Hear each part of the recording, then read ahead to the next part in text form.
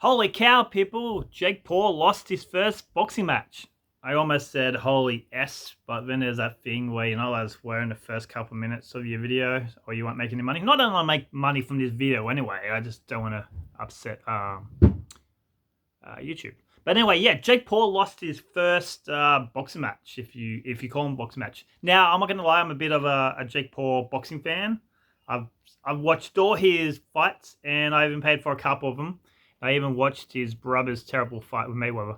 But speaking of that, Mayweather had a fight this weekend as well against someone from the Jersey Shore, Geordie Shore or something. It's like some English reality TV show. And yeah, you should have seen the crowd. This was the crowd. No one turned up. It's kind of funny. Like, I wonder if Mayweather fought the guy from the Geordie Shore because Jake Paul fought Tommy Fury, who is also a reality TV star. I think he was on Love Island or anything or something. Something like all these reality TV shows are saying they're all crap, in my opinion. So this is Jake Paul's first fight against a boxer and his first loss. And I use the term boxer loosely. By boxer, I mean this guy has actually boxed. Tommy Fury is the half brother of legendary heavyweight former world champion Tyson Fury, or he could still be current heavyweight. I don't know. He retired and he came back again. I don't know, but he's one of the best. Half brother of him, but he's more famous for being a reality TV star. They fought in the Middle East, so that means the pay-per-view started at 6 a.m. on a Monday morning here. And it was annoying me. They just had heaps of celebrities, and they just kept they actually stopped before one of the matches. They actually go, and we just let the name all the celebrities, and it was like Ronaldo, Devontae Wilder, and all these other boxing. Haney was there. It kind of was like a welcome for country, but for celebrities. Like, it was really, really cringe. But yeah. So, like I said, it was on 6:30 on a Monday here. Luckily, today was my RDO. I didn't have to work. And I didn't really want to pay for this pay-per-view, even though it wasn't really that much. It was only like $30 bucks. It was $29 and something cents. So pretty much $30. But I didn't want to pay for it. So I kind of did my research on Facebook, seeing what places would be open 6 a.m. to play it. Nowhere in Penrith. There was a place in Granville, which I find is a dodgy station.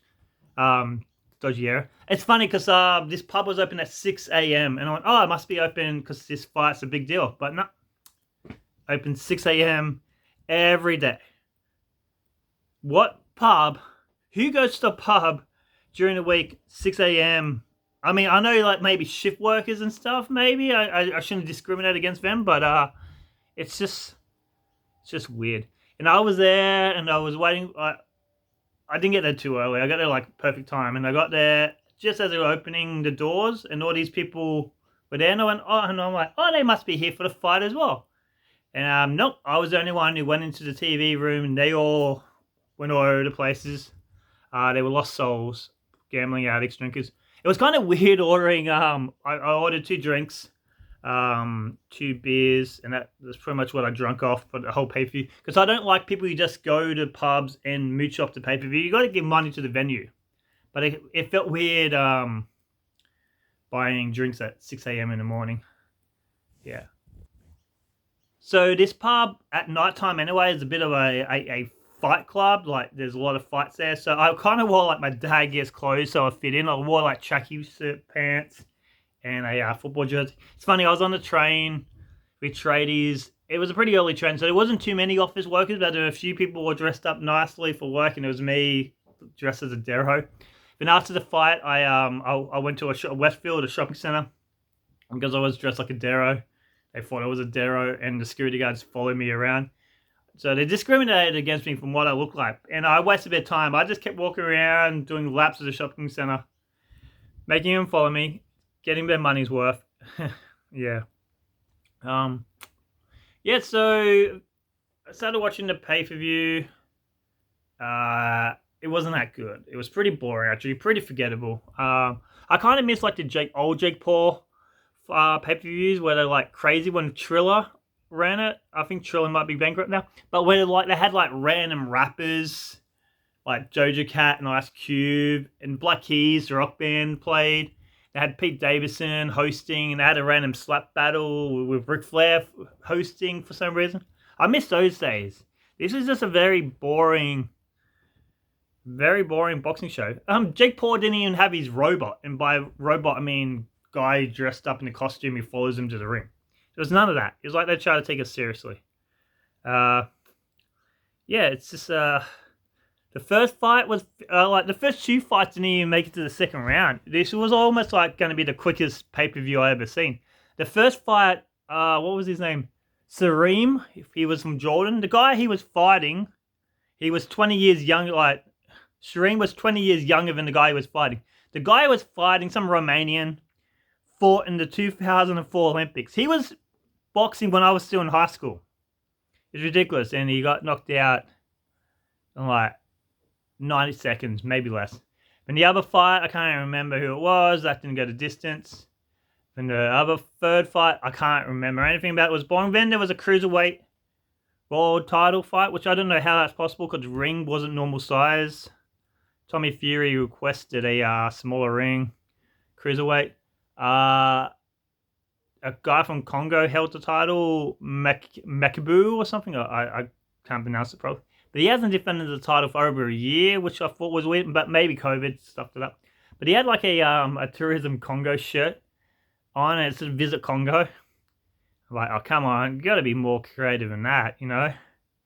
So maybe like Go Bongo in Congo, or Can Go Congo, or Congo, Country's Better Than the Movie. Remember the movie Congo? It was written by the guy who did Jurassic Park, Mark Crichton. Something about killer gorillas or something, and King Solomon's Mines. Had Bruce Campbell in it. Had a freaking stupid annoying gorilla who she did sign language, it translated it. It was a pretty crap movie. Only good scene was when that guy told Tim Curry to get the cake out of his mouth. But anyway, that has nothing to do with anything. But yeah, so the Jake Paul fight came on. Jake Paul was late. The crowd didn't like it, booed him. I don't know if he's used to getting booed. He kind of looked shocked. Then the fight was alright. The referee was a pain in the butt, and this is my conspiracy. The referee kept stopping the fight, kept breaking him up, and he took a point away from each fighter at one point in this fight. And even the commentators were blaming the ref. And he was doing a crap job, but maybe I think that's how they're going to justify the loss. Is Jake Paul wasn't happy with the referee. Tommy Fury won in split decision. Yeah, it was an alright fight. It was, yeah. But it was interesting because if Tommy Fury lost, it was in his contract that there was no rematch clause. But if Jake Paul lost, it was in his contract that there was a rematch clause. And after the fight, Jake Paul said he was sick during the training of this, and he hurt his arm twice during the training of this, and his genitals was bitten by an otter, and he caught on fire. He just kept coming up with all these excuses. I predict that they're going to fight again this year. It will either be a draw or Jake Paul will win. Yeah. Or Jake Paul will retire from boxing and become an MMA fighter. And all his MMA fights will be against boxers. You know how all his boxing matches were against MMA fighters for some reason? Be the other way around. And the grand finale would be him versus Nate Diaz or Nick Diaz. Or I don't know what Diaz brother he's fighting with. He should fight him all at once. A triple threat match. That would get the pay-per-view stickers up, though. The two brothers will probably team up, though. They are pretty white trash, so they might bash each other up as well. But anyway, yeah. That's the, that was a fight. Let me know what you thought of it. It was alright. It was an okay way to spend a morning, you know. Finish at 11, I had the rest of the day to myself. Yeah, it wasn't too bad. Pretty certain I forgot something. But anyway, thanks for watching. Please like the video. Please comment below. Blah, blah, blah. Thanks for watching. Kieran Doughton, out.